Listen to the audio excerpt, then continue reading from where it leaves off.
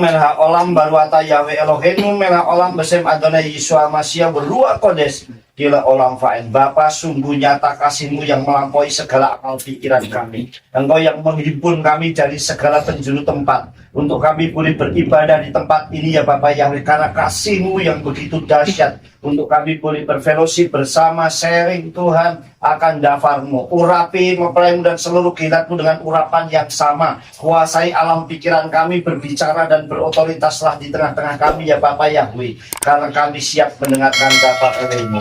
Segala campur tangan kuasa lain yang tidak berasal daripada-Mu kami tolak usir demi nama Adonai Yeshua HaMashiach. Keluar, tinggalkan hati, pikiran, juga ruangan ini, supaya setiap tubuh jiwa roh kami boleh dipenuhi dengan kebenaran dafar-Mu. Dan kami siap menerima dafar-Mu ya Bapa, demi nama Adonai Yeshua HaMashiach. Amin. Ya, shalom aleichem. Shalom. Ya, Bapak Ibu Saudara yang dikasih oleh Tuhan, seperti pujian ini yang tadi barusan kita dengarkan, kalau lihat zaman sekarang ini, nggak semua orang pasti nyaman. Karena situasinya yang sekarang ini, lain daerah itu pasti lain masalahnya. Nah, Bapak Ibu Saudari yang dikasih oleh Bapak Yahweh, nah sedangkan kita ini adalah orang-orang yang mengenal Bapak Yahweh. Saudara bisa bayangkan minoritas di tengah minoritas, saudara. Jadi sudah kecil di tengah kecil lagi. Sedangkan kita itu dituntut untuk selalu memberitakan kebenaran dafar Elohim. Kayaknya itu mustahil. Jangankan kita jangkau banyak orang, saudara. Satu aja kita bisa ceritakan nama Bapak Yahweh, itu satu keajaiban yang luar biasa. Tetapi sekali lagi bahwa di hadapan Elohim itu tidak ada perkara yang mustahil. Semuanya bisa kita lakukan, bisa kita kerjakan. Yang kayaknya itu mustahil, ya, tetapi tidak. Oleh sebab itu kita akan dengarkan dafar Elohim yang saya beri judul misi yang sangat mustahil. Nah, kita ini gembala dan juga para imam yang ada di tempat ini, pelayan ini, kita ini sebenarnya punya misi. Dan kadang misi itu bagi kita ini mustahil, tetapi pasti kalau kita bersama Bapak Yahweh itu akan berhasil. Nah, itu yang harus kita yakini, saudara. Ada sebuah kisah yang saya catat, saudara. Ini sebuah misi yang mustahil atau mission impossible. Ini sebuah kisah yang nyata, true story yang terjadi di Indonesia. Pada tahun 1962, itu pasukan Indonesia, tentara Indonesia, yaitu RPK waktu itu, atau RPKAD, yang sekarang namanya Kopassus, itu menjadi misi perdamaian PBB yang ada di Kongo tahunnya 1962. Itu pasukan Garuda Kongo yang ketiga. Nah, waktu itu saudara yang dikasih oleh Tuhan, itu di sana ada sebuah tempat di Kongo itu, berapapun pasukan dikirim ke sana lewat semua. Termasuk pasukan India itu ada berapa ribu orang dimasukkan, nggak ada satupun yang kembali. Nah, sekali waktu pasukan Garuda yang diwakili oleh Kopassus atau LPK waktu itu dengan jumlah pasukan hanya 30 personil. Nanti saudara bisa browsing, bisa searching di internet, itu nanti cerita itu ada. Nah, saudara yang dikasih oleh Tuhan, jumlah pasukan 30 ini nggak mungkin bisa mengalahkan pemberontak yang ada di Kongo, itu jelas mustahil. Orang pasukan India yang begitu banyak aja bisa hilang semua, nggak kembali. Nah, sekali waktu saudara, dengan keberanian pasukan Kopassus itu ada satu orang yang menyelinap ke dalam, saudara. Jadi menyamar, istilahnya begitu. Nah, saat menyamar ini, saudara, dia tanya orang penduduk sekitar, sebenarnya yang membuat orang di sini membuat ketakutan itu apa sih, gitu. Nah, ternyata yang mereka takut itu bukan tentara, saudara. Bukan pasukan musuh, tapi hantu. Jadi takutnya sama, hantu. Jadi memang di mana-mana saya pikir pendeta aja ya ada yang takut hantu kok. Nah, saudara yang dikasih oleh Tuhan, kemudian mereka membuat satu sistem perang yang luar biasa. Jadi seragamnya itu bukan seragam militer, tetapi seragamnya adalah seragam hantu. Jadi menyelinapnya, saudara. Yang saya baca kisah itu, akhirnya mereka ini masuk menyelinap, saudara yang dikasih oleh Tuhan, yang dinamakan di situ itu adalah hantu putih. Semuanya pakai baju putih dan dia menyelinap. Semua pasukan yang ada di situ itu kocar-kacir, saudara, musuh pemberontak. Jadi mereka bisa mengalahkan 3.000 pasukan pemberontak hanya 30 orang. Jadi satu orang itu mewakili sekitar 100 orang. Saudara. Dan misi itu berhasil dan tercatat sampai hari ini. Kayaknya misi ini mustahil, tetapi ternyata bisa, saudara. Begitu juga sama waktu Gideon itu melakukan peperangan lawan orang Midian, saudara yang dikasih oleh Bapak Yai, bayangin aja. Pasukan musuh itu seperti belalang dikatakan. Dan itu saking banyaknya luar biasa. Sehingga Gideon pun sampai takut. Bayangin, seorang Gideon yang dipilih Bapak Yahweh saja gemetar dan gentar. Tapi apa yang terjadi yang dilakukan Gideon sampai firman Bapak, kalau engkau takut bawalah pura bujangmu itu. Dan saudara, kemudian saat dipilih, makanya Bapak Yahweh itu tidak membutuhkan banyaknya orang untuk ikut bersama-sama. Tidak. Dari 32.000 orang pasukan suruh seleksi. Yang akhirnya terseleksi 22.000 orang, yang terpilih hanya 10.000 orang. 10.000 orang pun masih kebanyakan bagi Bapak Yahweh. Akhirnya terseleksi sampai 300 orang. Nah, saudara bayangkan sampai kitab suci ajarkan dengan 300 orang itu aku akan menghancurkan Midian dan seluruh pasukannya. Dan saudara tahu apa yang dilakukan. Kadang Bapak Yahweh itu memberikan misi yang mustahil bagi kita, tetapi aneh tapi nyata. Dan mereka hanya membawa bukan tombak, panah, parang, bukan. Yang mereka bawa hanya shofar, obor, dan buyung. Nah ini kan nggak masuk akal kalau kita mau berperang melawan ribuan orang, bawanya cuma shofar, obor, sama parang. Makanya kitab suci katakan, dan saat shofar itu ditiup dengan kencang, terus pecahkan buyung itu. Dan apa yang terjadi, saudara? Seluruh pasukan Midian kalang kabut, bahkan saling membunuh. Nah kadang misi yang itu terjadi, saudara. Oleh sebab itu saya mencatat ada beberapa hal. Ya, ada beberapa tokoh kitab suci yang melakukan misi yang mustahil. Sama seperti kita. Mungkin Bovendigul baru kita yang mengenal Bapak Yahweh dan beberapa orang. Tetapi saya yakin bahwa sekali waktu bahwa Bovendigul ini akan tuayan menyembah Bapak Yahweh itu dahsyat luar biasa. Pasti terjadi dengan sangat luar biasa. Tinggal kita ini siap apa tidak, mau apa tidak, saudara. Contoh yang pertama, misi yang mustahil. Karena kemarin itu sahabat itu ada tentang parasat Noah, sama dengan saat ini sudah. Noah itu juga melakukan misi melanjutkan generasi alam ini dari air bah ini sulit. Makanya saya bilang Noah itu, kenapa nama Noah itu artinya istirahat? Noah itu kalau diterjemahkan artinya istirahat.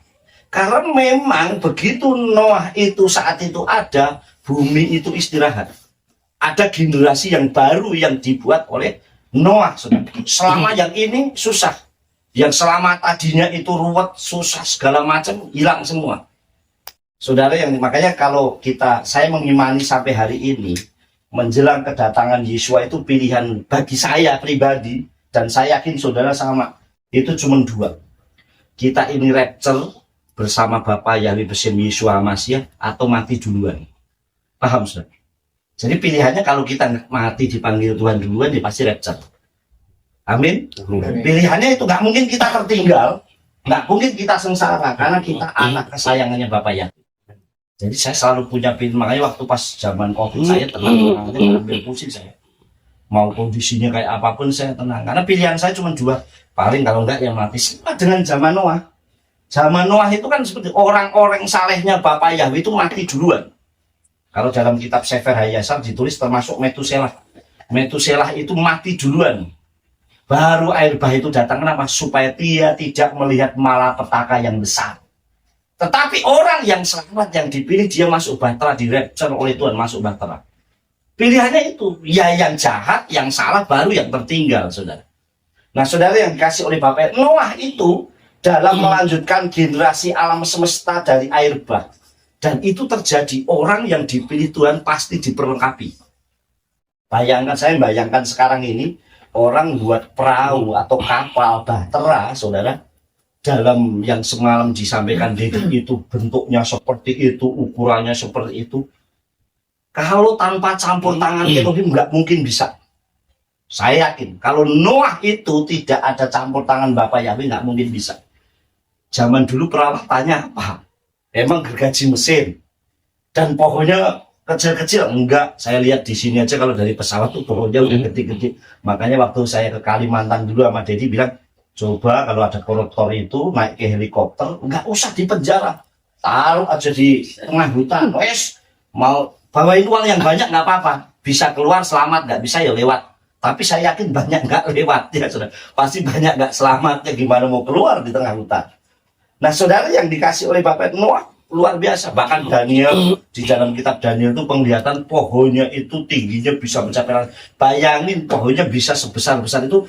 Kalau motongnya cuma pakai kampak berapa lama? Tetapi toh Noah itu bisa. Amin. Dan itu bisa terjadi kalau di dalam, saya bacakan dalam kitab Sefer Hayasar pasal 5 ayat 33 sampai 34, dikatakan, maka bangkitlah Noah dan dia membuat bahtera di tempat di mana Elohim perintahkan dia, dan Noah melakukan seperti Elohim perintahkan kepadanya. Jadi Noah itu mau karena diperintah Bapa Yahweh dan sesuai perintahnya. Jadi artinya arsiteknya yang membuat desainnya semuanya Bapak Yahweh. Amin. Nah, kita pun sama. Saya yakin Pak Gembala Tony dan tim di sini dulu punya visi, wah aku tak membuat gereja atau kayak di sini, kira-kira punya pikiran ke situ nggak awalnya? Enggak, yang penting saya kerja pasti.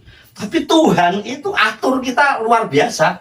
Jujur saya bilang, kalau saya suruh milih nggak mau jadi gembala. Seperti jadi kemarin, gembala itu baik aja belum tentu kelihatan baik, apalagi gembalanya itu nggak baik, saudara. Betul nggak, saudara? Kalau mau enak ya baik gak baik jadi artis, duitnya akeh, uangnya banyak, setiap datang kemana-mana orang minta foto, tanda tangan laku terus, saudara. Itu yang terjadi. Tetapi saudara, kita jadi gembala banyak hal, seperti yang disampaikan semalam. Kita punya masa jemaat 10, masalahnya 11 masalah sendiri. Kadang masalahnya sendiri aja belum tentu dipikirkan, udah ngurusin orang lain, saudara. Itu yang kita harus pikirkan. Dan ditelepon jam 12 malam, Pak ini masuk rumah sakit, harus datang. Saudara bayangin aja loh. Beberapa waktu lalu, kira-kira 1 bulan yang lalu, ada jemaat telepon saya begini, Pak Gem, tolong saya, tensi saya tinggi, saya saya sakit, kondisinya saya ditolong orang, saya di puskesmas. Pikiran saya karena rumahnya dia itu di daerah tempat saya, puskesmasnya saya jalan kaki itu nyampe, mungkin ya rumahnya Pak Kris ke mana, bandara lah, kan deket tuh. Saya bilang, oh ya Pak, saya ke situ langsung. Saya keluar, sudah itu jam 11 malam, sampai saya pakai baju pakai jaket, kita keluar. Kenapa? Pak Bambang sakit tuh di puskesmas, ditolong orang, dia tensinya tinggi. Oh iya, nah saya keluar, adik saya itu masih di depan tuh, dan gini, mau kemana Mas? Mau beli nasi goreng ya? Dia bilang, enggak, saya besok mau Pak Bambang di puskesmas. Sudah tahu saya masuk puskesmas, saya tanya, Pak Bambang di mana? Di lantai 2. Saya naik, saudara. Saya cariin, saya buka pintunya nggak ada orang. Saya telepon lah, Pak, Bapak kok nggak ada di mana? Saya di puskesmas Gunung Jati, saudara tahu di Gunung Pati. Gunung Pati itu Semarang, saudara. Jadi saya bawa mobil pun itu 1 jam. Saya bilang, waduh Pak, kenapa tadi nggak bilang? Saya bilang begitu lah. Saya udah keluar dingin. Saya bilang, ya udah Pak, saya telepon dari sini ya. Akhirnya saya doain jadi dia di puskesmas Gunung Pati, saya di puskesmas Lutasan, saya doain dari sini. Saya bilang, ini juga yang jaga puskesmas, kenapa bilang ada di atas? Saya bilang, saudara, tapi itulah gembala, saudara. Ya harus mau lakukan. Itu sekali waktu juga pernah ada jemaat yang di cabang saya itu di Ngelelo namanya. Jadi udah sering ke sana, itu yang waktu kita pembukaan peresmian sampai, wah itu kita dikeroyok sampai 40-an pendeta itu, saudara. Itu lebih tinggi lagi, ketinggiannya mungkin 1.800, itu jauh. Itu kalau di tempat saya 14 derajat, sana pasti udah 9 derajat. Saudara, waktu di situ dan Pak, ada yang kondisinya kritis, ya harus naik. Nah itulah gembala gitu loh. Nggak bisa Pak, besok aja lah. Suruh bilang jangan mati dulu, nggak mungkin. Mesti kita tetap harus naik, sudah harus lihat. Itulah situasinya gembala, kadang nggak tahu. Kamu punya bensin apa enggak, segala macam kan enggak. Yang penting harus setiap seperti militer tadi, saudara. Nah Noah pun sama. Noah katakan, maka bangkitlah Noah, dia membuat bahtera di tempat di mana Elohim perintahkan. Jadi yang ngatur tempatnya pun Bapak Yahweh. bentuknya pun seperti dikatakan sini, dan Noah melakukan seperti Elohim perintahkan.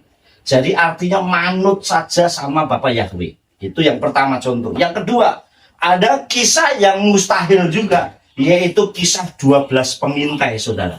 Pengintai di tanah Kanaan. Itu pun sama, bayangin ada 12 orang dikirim.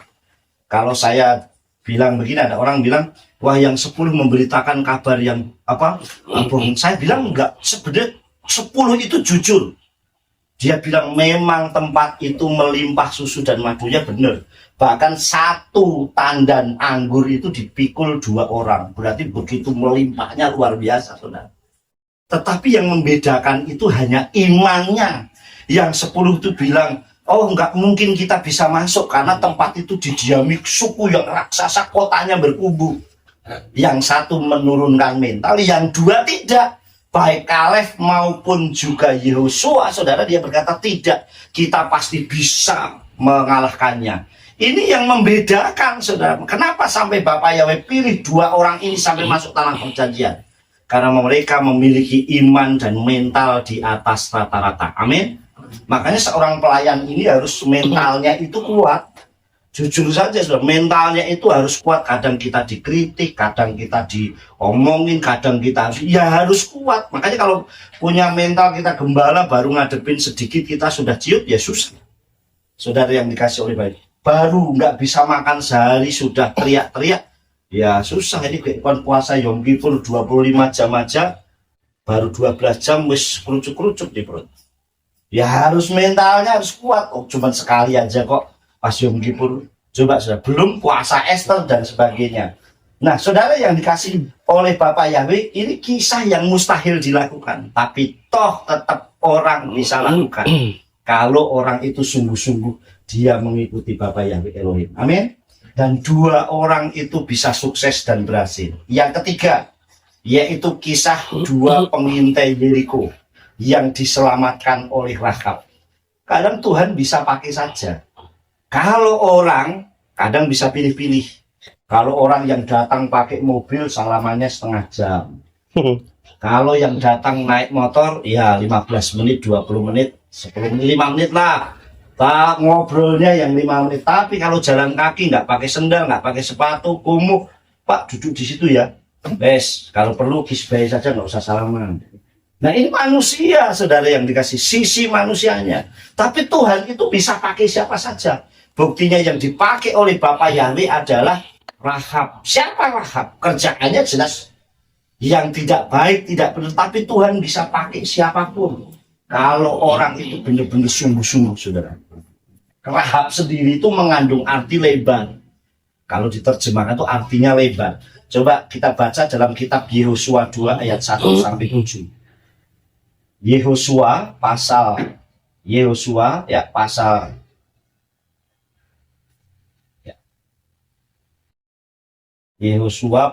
yang ke Yehosua.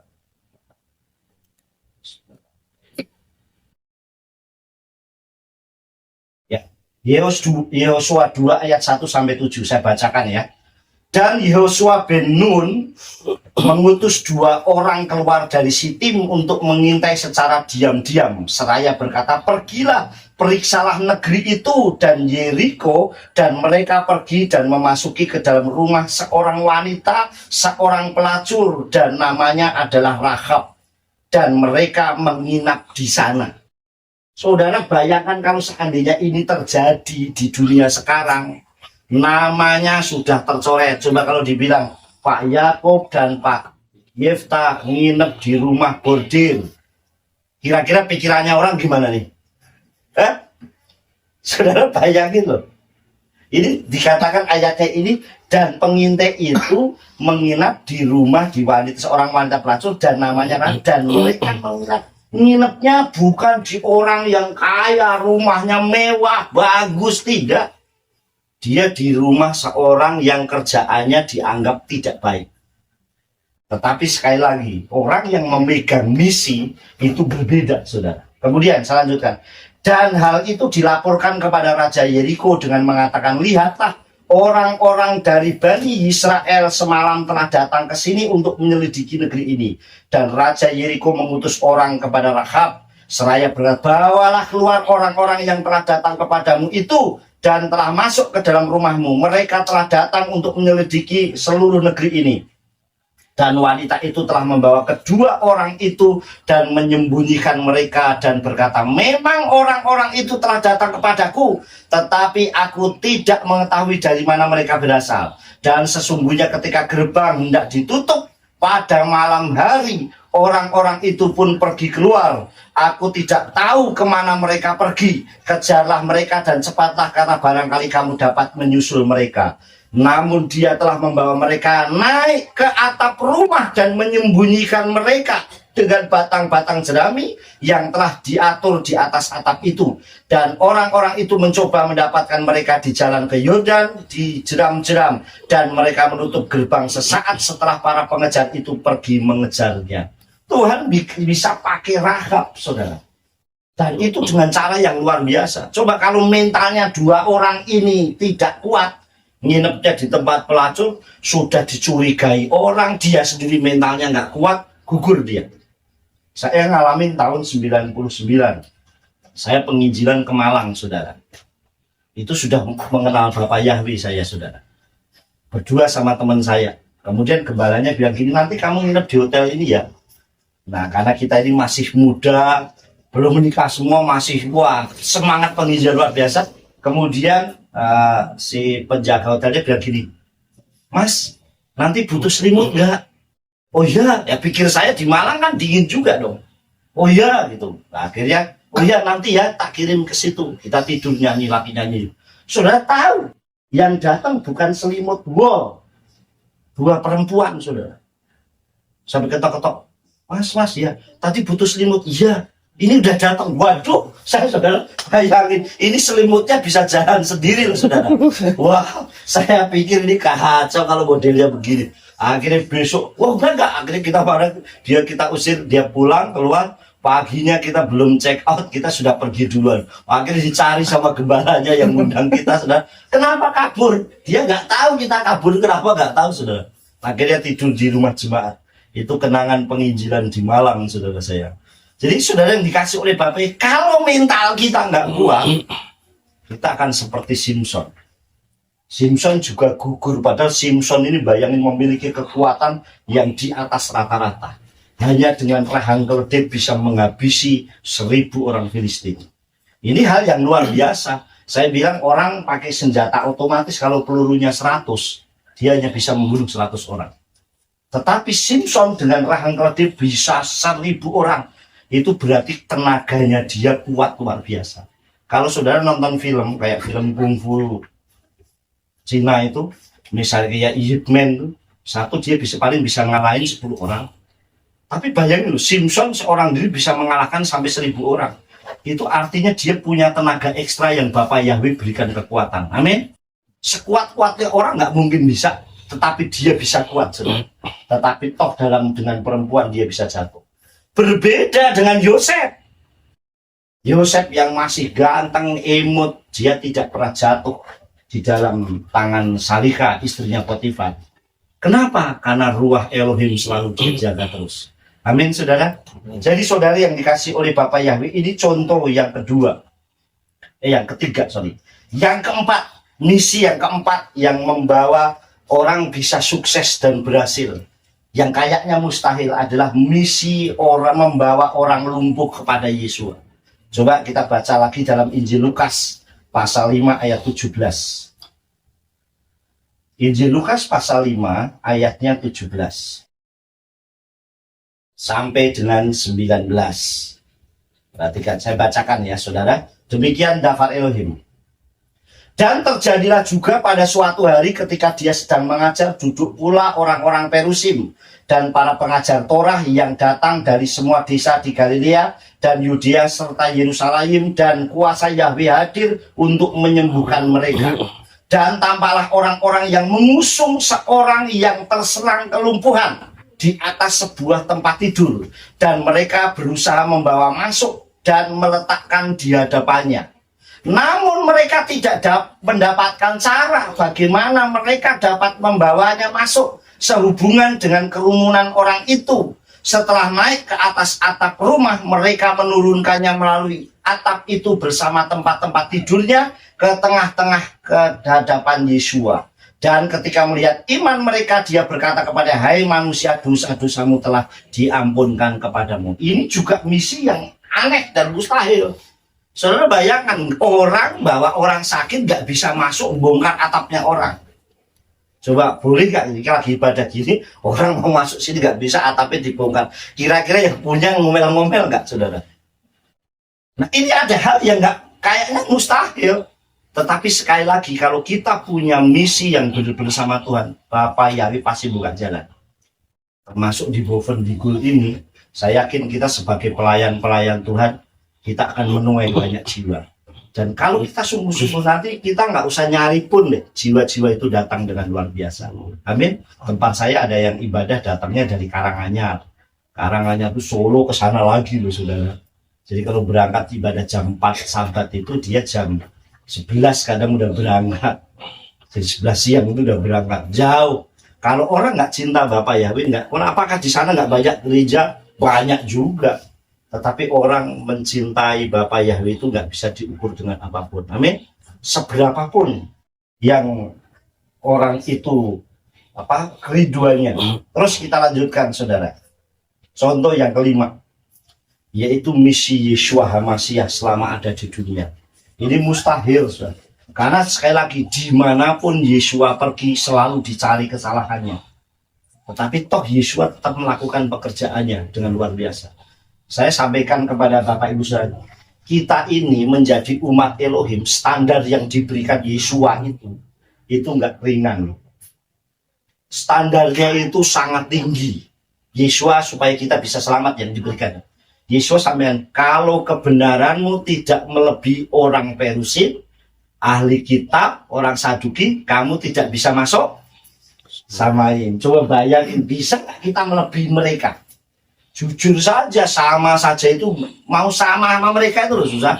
Mereka sehari 3 kali doa, sekali bin Ma'arif lakukan, dan nggak pernah itu.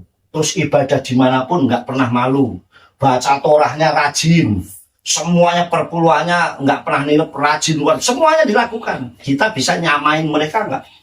Coba untuk itu. Kadang kita waktunya aja sehari aja kita, jujur sehari ini kita mau gunakan untuk ibadah. Ayo berapa kita ibadah? Ayo sehari berapa? Wah Pak, saya sehari itu bisa 10 doa sama Bapak Yahweh. Wong saya makannya 7 kali. Jadi setiap mau makan doa bukan itu. Tetapi saudara yang dikasih oleh Tuhan, kita memberikan waktu untuk Bapak Yahweh itu seberapa? Padahal jujur setiap detiknya kita itu berharga di hadapan Bapak Yahweh. Yuk saya ulang lagi nih untuk hitung-hitungan ya, hitung-hitungan. Pemazmur berkata begini nih, lebih baik 1 hari di pelataranmu daripada 1000 hari di tempatnya. Nih 1 hari itu perbandingannya itu 1000 hari tempatnya. Itu baru pelataran loh. Baru pelataran aja perbandingan di hadapan Bapak Yahweh itu 1000 hari. Lah kalau ruang kudus berapa hari? Apa enggak jutaan hari, saudara? Apalagi ruang maha kudus, apa enggak kekal? Kita bisa perbandingannya. Nah sekarang kalau dihitung, yuk kita belajar hitung-hitungan ya. Baik istri-istri imam dan juga kita. 1 hari perbandingannya berapa? 1000. Sekarang per 1 hari berapa jam? 24 jam. 24 jam dibagi 10 berapa? 2,4 jam. 1000 hari dibagi 10? 100. Jadi ternyata kita cuma 2,4 jam ibadah seperti Sabat kemarin lebih berharga daripada 100 hari di tempat lain. Paham saudara? Sekarang 100 hari dibagi 10 hari 2,4 jam itu 160 menit dibagi 10 16 menit. Ternyata kita 16 menit cuman fellowship doa Bapak Yahweh engkau baik dasar, lebih berharga, lebih baik daripada 10 hari di tempat lain. Ya enggak? Sekarang 10 hari dibagi 10 1 hari 16 menit dibagi 10 1,6 menit cundang haleluya Bapak selamat datang, salam baik, luar biasa, engkau diberkati lebih baik daripada 1 hari di tempat lain. Paham saudara? 1 hari dibagi 10, 2,4 jam. 1,6 menit itu 90 detik dibagi 10, 9 detik. Cuma bilang haleluya Bapak yang dahsyat, lebih berharga daripada ngerumpi selama 2,5 jam. Ya nggak saudara? Artinya setiap detiknya itu kita berharga. Setiap bela nafas kita ini berharga di hadapan Bapak Yahweh, saudara. Ini waktunya yang luar biasa. Makanya Yeshua itu sangat berarti selama ada di dunia. Berapa banyak yang dikerjakan Yeshua? Menyembuhkan orang sakit, membebaskan orang yang terikat kuasa jahat, menyelamatkan orang dari rasa malu saat perjamuan di Kana. Ini perjamuan yang saya bilang menyelamatkan orang dari rasa malu. Coba kalau kehabisan aku, apa enggak dipermalukan. Terus kemudian memberkati secara berkelimpahan, memberi makan 5.000 orang tanpa ada panitia. Loh, bayangin ngasih makan pesta 5.000 orang, khotbah di bukit, nggak ada panitianya. Kita KKR yang mau datang kayak kemarin Sukot, tempat saya mau 200 orang aja, panitianya sibuk tiap hari. Betul nggak saudara? Nyari dana ini itulah. Yeshua 5.000 orang enggak, saya cukup kasih mereka makan. Coba saudara yang dikasih oleh Bapak Yahweh. Kalau kita dekat sama Tuhan itu luar biasa, menghidupkan orang mati, mau berkorban dan menggantikan umatnya supaya kita selamat. Nah ini cara yang misi yang ada mustahil itu pun masih ditolak. Dan sampai hari ini banyak orang yang masih menolak Yeshua Mashiach. Lanjutnya saudara, lakukanlah misi yang mustahil bagi manusia, tetapi kita bisa lakukan sampai berhasil. Dengan cara apa saudara? Yang pertama adalah harus menjadi orang pilihan Elohim yang istimewa. Jadi supaya kita itu bisa melakukan harus menjadi orang pilihan Elohim yang istimewa. Kalau tempat saya itu kalau ditanya, apa kabarnya? Haleluya, luar biasa, yes, wow. Anak Nuha, Mayuhadin, kita itu sangat istimewa. Kenapa sangat istimewa? Saudara bayangin renungan nih. Di dunia ini hampir 7 miliar orang sekarang. Mungkin 6 miliaran lah penduduk dunia. Kok salah satunya kita yang bisa mengenal Bapak Yahweh? Saudara bayangkan loh. Dan itu bukan karena kita yang memilih. Karena bukan kamu yang memilih aku, tetapi aku yang memilih kamu. Artinya Yeshua yang memilih kita. Bayangin, termasuk di Bovendigul. Ini di ujung. Ini berarti ujung ya? Ujung timur. Ujungnya Indonesia lah. Kok kita bisa mengenal? Karena saya bayangin hebat juga ya di sini bisa mengenal Bapak Yahweh, luar biasa. Dulu saya pikir aduh mengenal Bapak Yahweh itu hanya di kota di mana, tapi sekarang ini ternyata sampai ke ujung-ujung. Beberapa waktu yang lalu kita ke Tanjung Selor ya, itu juga perjalanannya jauh. Wah di situ juga ternyata perjalanan dari Berau sampai Tanjung Selor itu waduh jauh luar biasa, naik mobil berapa jam? 4 ya? 3 jam setengah, hampir 4 jam. Itu karena sopirnya ngebut, yang nyopir saya ya 5 jam. Tapi kan nyopir orang sana ya cukup. Tapi bisa mengenal Bapak yang saya pikir mana tempat kita dipilih loh. Nah sesuatu yang dipilih itu pasti sesuatu yang istimewa. Nggak mungkin orang beli mangga, wah ini yang dalamnya ada uletnya saja, enggak. Dan orang yang istimewa, tempatnya pasti istimewa. Nggak ada orang punya berlian, taruhnya itu di cobek situ. Nggak ada. Di kamar mandi, ditaruh di meja situ. Nggak mungkin, pasti ditaruh di tempat perhiasan yang mewah. Terus diberangkas supaya orang nggak bisa. Sama kalau kita istimewa, tempatnya pasti istimewa. Amin. Jadi nggak mungkin kita ini berbeda, saudara. Jadi jadikan kita ini menjadi orang pilihan Elohim yang istimewa. Nah istimewa itu ya nggak gampang lo. Kuat, mentalnya hebat, menjadi pelayan yang teguh, yang luar biasa, yang benar-benar sungguh-sungguh. Dalam kitab Efesus 1 ayat 4 dikatakan, Ka'asar bo bakharanu etno noseja aret slihyot kedosim utmimim levanai. Yang artinya sebagaimana di dalamnya dia telah memilih kita sebelum permulaan dunia untuk menjadikan kita kudus dan tak bercacat di hadapannya. Jadi kita dipilih oleh Elohim supaya menjadikan kita itu kudus dari sejak semulanya, luar biasa. Amin.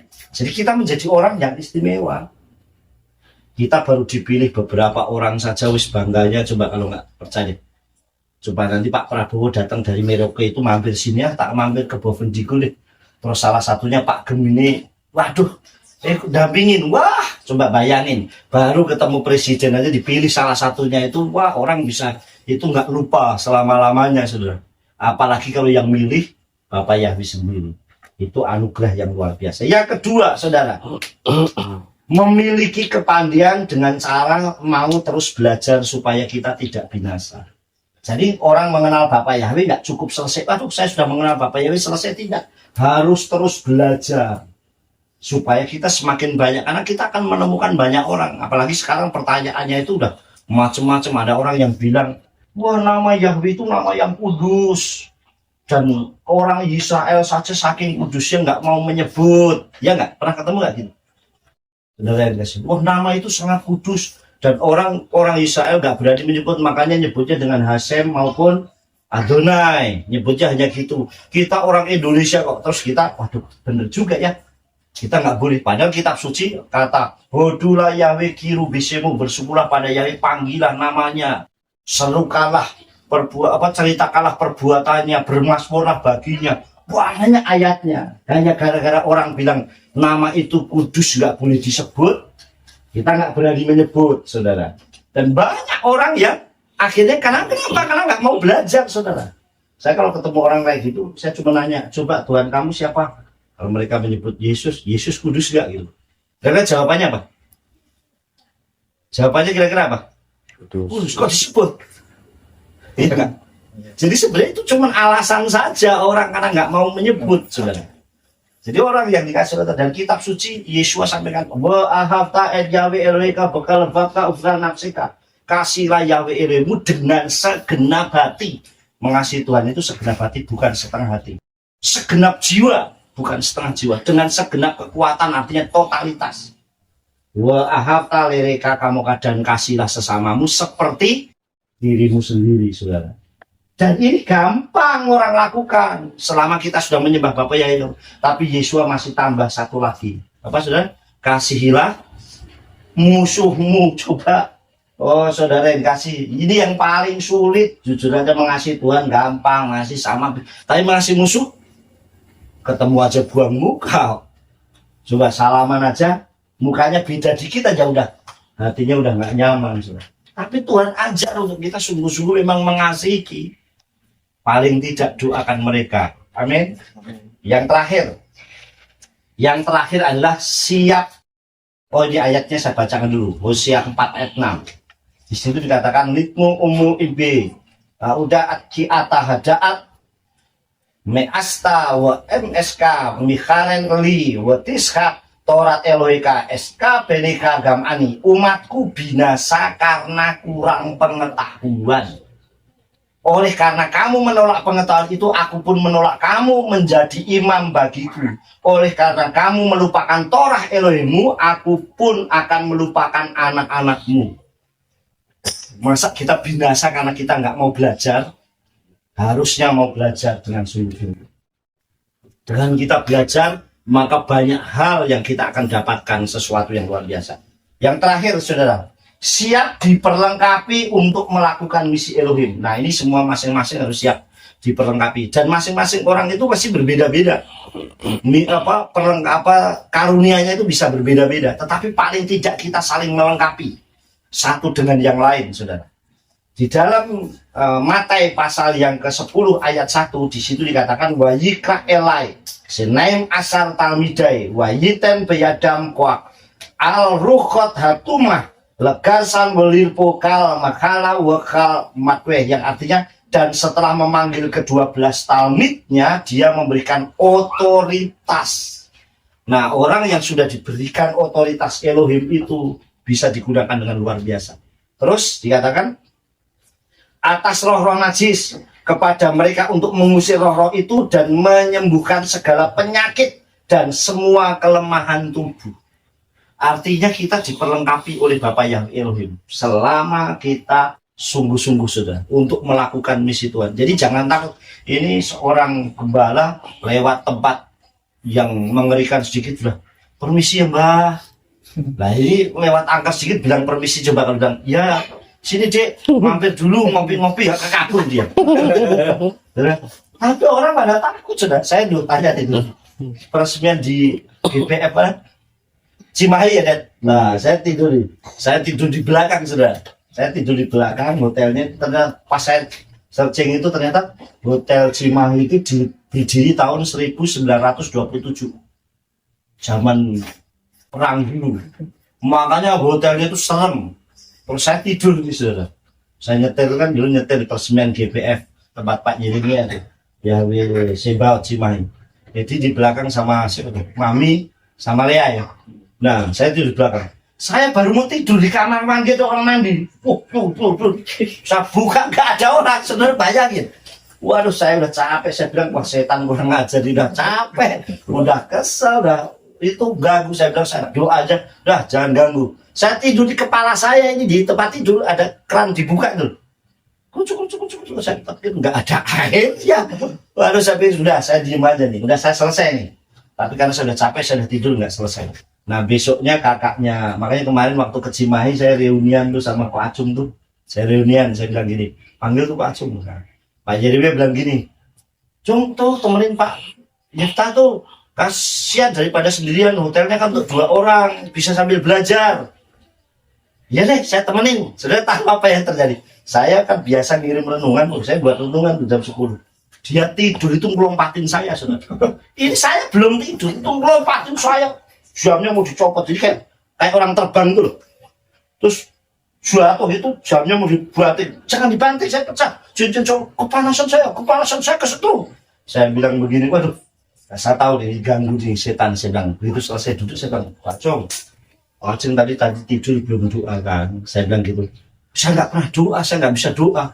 Nah wajar diganggu setan. Nah, ajarin doa. Saya pikir setan membawa jiwa ya ini. Ini setan membawa jiwa jadinya. Akhirnya saya layani. Makanya kemarin waktu ibadah Pak dia kan dia datang tuh. Dia peluk saya, dia ketemu saya, dia seneng. Jadi ketemu saya reunian. Selesai, kita udah ditemenin 2 hari nih. Besoknya saya bilang sama Dedi, Dad, ini kenapa hotel banyak setannya? Iya, tempat saya juga. Saya tanya nih. Si Kak Acun bilang begini, loh berarti saya diganggu setan dong kemarin. Iya, kenapa Bapak nggak ngasih tahu? Dah kalau saya kasih tahu kan saya nggak ditemenin. Saya bilang. Nah, tapi satu hal yang bagi saya ambil sesuatu, kalau kita sungguh-sungguh berani, justru kita akan mendapatkan sesuatu dari Bapak Yahweh. Amin. Nah kalau kita harus takut pindah aja, ya kita nggak bisa. Berapa kali saya mengalami seperti itu. Saya pernah mendoakan rumah nih. Ada rumah nih orang belum mengenal Tuhan. 1 tahun 3 orang meninggal. Mulai cucunya meninggal, anaknya kecelakaan, kemarin bapaknya. Itu orang pada sembahyang aja, itu pada takut. Kemudian saya bilang, Pak doain. Ini cuaca cerah kayak gini loh. Ini kan cuacanya begini tenang nih. Saya masuk, saya tiup shofar, saya doain. Itu kayak aduh angin kenceng. Itu pohon pisang berdiri di situ banyak rubuh semua. Jadi saya tanya wabur, saya tahu sih. Cuman saya bilang kan saya nggak cuma diam aja. Habis itu dia orang tetangga pada keluar di sore-sore. Kenapa nih kan aneh gitu loh. Ya saya bilang saya sih diam aja. Tapi kan saya tahu sampai hari ini Tuhan tetap pelihara luar biasa. Amin. Nah kalau kita sungguh-sungguh kita akan diberikan otoritas. Berkali-kali saya layani. Dulu pegang Purwodadi juga gitu. Yang dengar cuma saya sama Oma itu loh. Istrinya Pak Harimanto itu loh. Cuma 2 orang. Saya entahirin rumahnya dia yang mau dikosit. Itu di tengah apa namanya?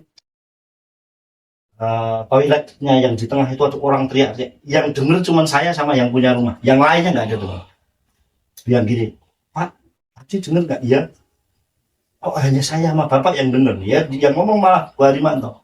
Tapi begitu kita selesai doakan, besoknya rumahnya bisa dikontrak orang. Tadinya nggak ada yang mau kontrak, saudara. Nah ini cara Tuhan, makanya kita dikatakan kitab suci ajarkan di sini apa? Kita itu pasti diperlengkapi, saudara. Dan setelah memanggil, kalau kita sudah dipanggil untuk memilih, makanya kalau kita sudah dipanggil oleh Bapak Yai Besebisu, masih apalagi melayani, sama yang memberikan otoritas. Amin. Dan kita siap saja melayani. Tuhan pasti perlengkapi kita. Mau berhadapan dengan siapapun. Selama kita tidak serong kanan atau serong kiri dan lurus, pasti kita akan diberikan. Makanya misi yang mustahil yang kita akan jalani tidak akan pernah mustahil bersama dengan Bapak Yahweh. Amin. Sukses besar buat kita semua. Bapak Yahweh memberkati. Amin.